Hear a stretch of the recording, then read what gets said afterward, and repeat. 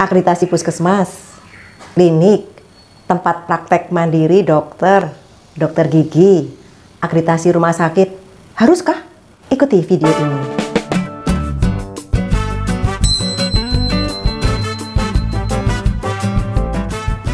Assalamualaikum warahmatullahi wabarakatuh. Sobat sehat, bertemu kembali dengan saya Dr. Sufi. Video saya yang ke-45 ini akan membahas tentang akreditasi di Fasyankes. Fasyankes atau fasilitas pelayanan kesehatan di sini adalah puskesmas, klinik, tempat praktek mandiri dokter dan dokter gigi, dan rumah sakit. Haruskah dilakukan akreditasi itu?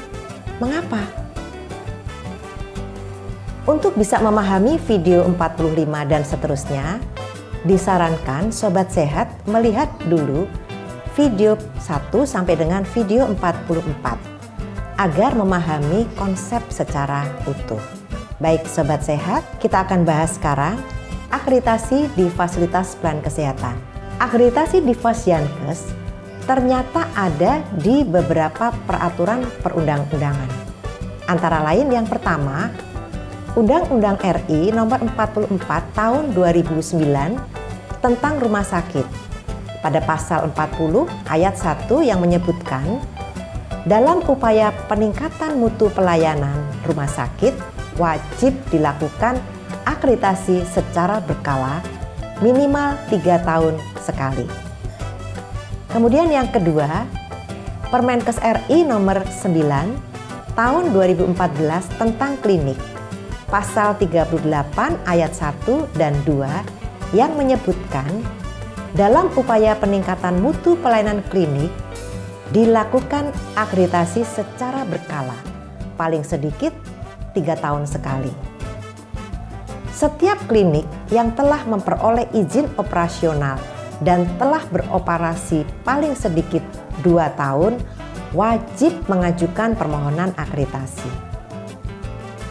Kemudian ketiga, Permenkes RI Nomor 43 Tahun 2019 tentang puskesmas pada pasal 57 ayat 1 yang menyebutkan dalam upaya peningkatan mutu pelayanan puskesmas wajib dilakukan akreditasi secara berkala, paling sedikit 3 tahun sekali. Kemudian ada lagi yang keempat, Permenkes RI Nomor 71 Tahun 2013 tentang pelayanan kesehatan pada JKN, yaitu syarat Faskes untuk bisa bekerja sama dengan BPJS adalah terakreditasi, seperti tercantum pada pasal 6 ayat 2 yang menyebutkan fasilitas kesehatan tingkat pertama juga harus telah terakreditasi.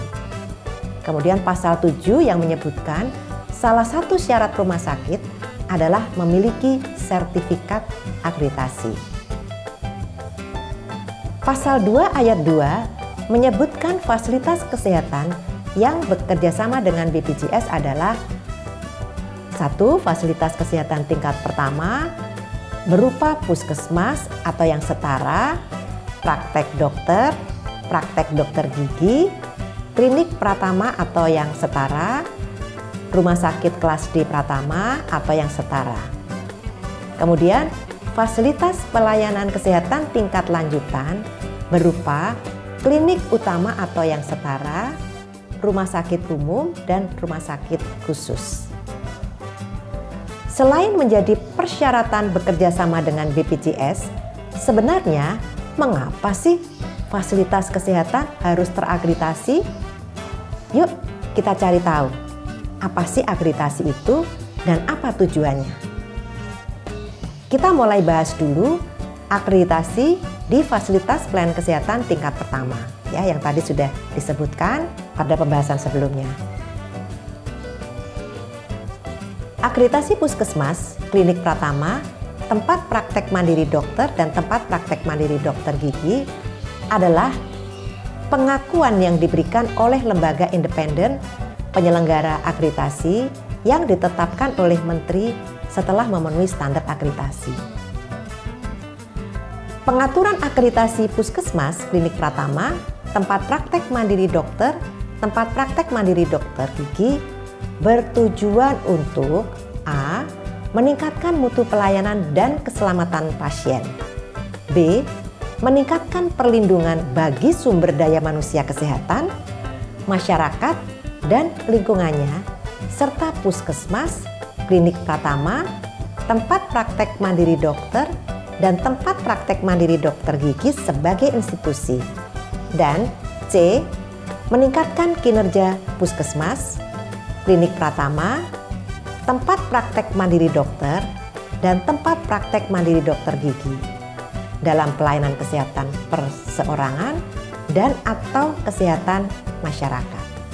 Sobat sehat, lalu bagaimana akreditasi di Fasiankes tingkat lanjut? Yang ada memang baru akreditasi rumah sakit. Saat ini, klinik utama belum memiliki standar akreditasi. Ya, baik kita bahas dulu yang rumah sakit. Akreditasi rumah sakit adalah pengakuan tentang mutu pelayanan rumah sakit setelah dilakukan penilaian bahwa rumah sakit telah memenuhi standar akreditasi. Standar akreditasi adalah pedoman yang berisi tingkat pencapaian yang harus dipenuhi oleh rumah sakit dalam meningkatkan mutu pelayanan dan keselamatan pasien. Pengaturan akreditasi rumah sakit bertujuan untuk A. Meningkatkan mutu pelayanan rumah sakit dan melindungi keselamatan pasien rumah sakit. B. Meningkatkan perlindungan bagi masyarakat, sumber daya manusia di rumah sakit, dan rumah sakit sebagai institusi. C. Mendukung program pemerintah di bidang kesehatan. Dan D. Meningkatkan profesionalisme rumah sakit Indonesia di mata internasional. Sobat sehat, sangat menarik ya bahwa tujuan keempat dari akreditasi rumah sakit adalah meningkatkan profesionalisme rumah sakit Indonesia di mata internasional. Ini sebenarnya untuk menjawab tantangan, karena sebagian masyarakat Indonesia telah mengeluarkan uang mereka untuk belanja pelayanan kesehatan di luar negeri. Dalam Medical Excellence Japan Seminar pada bulan Maret tahun 2013, SES Dirjen Pengembangan Destinasi Wisata Kementerian Pariwisata dan Ekonomi Kreatif menyebutkan pada tahun 2012 ada 600.000 warga Indonesia berobat ke luar negeri dan biaya yang mereka keluarkan mencapai 1,4 miliar Amerika Serikat atau setara dengan 13,5 triliun rupiah. Nah, pada tahun 2018 dari data Bank Dunia ada 1% masyarakat Indonesia yang berobat ke Malaysia dan 2% masyarakat Indonesia berobat ke Singapura.